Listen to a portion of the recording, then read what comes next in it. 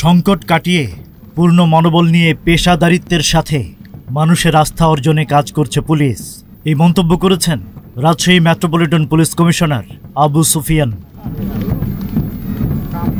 আজ সকালে বর্ণাঢ্য র্যালি আর উৎসবের মধ্য দিয়ে রাজশাহীতে পালিত হল মেট্রোপলিটন পুলিশের 33তম প্রতিষ্ঠা বার্ষিকী। দিবসটি উপলক্ষে রাজশাহী মেট্রোপলিটন পুলিশ সদর দপ্তরে আলোচনা সভার আয়োজন করা হয়। এই সময় পুলিশ কর্মকর্তারা বলেন, পুলিশ জনগণের পাশে থেকেই কাজ করতে চায়। আগামীতে সততা ও নিষ্ঠার সাথে পেশাদারিত্বের সাথে দায়িত্ব পালন করার চ্যালেঞ্জ নিতে হবে এই বাহিনীকে।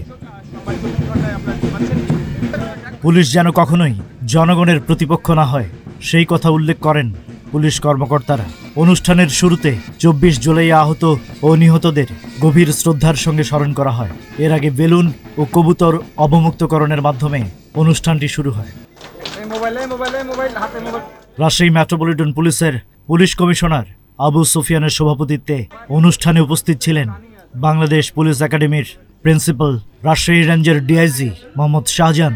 অনুষ্ঠানে বাংলাদেশ পুলিশের বিভিন্ন ইউনিট, সেনাবাহিনী, র্যাব সহ বিভিন্ন সরকারি শিক্ষা প্রতিষ্ঠানের প্রতিনিধিরা অংশগ্রহণ করেন।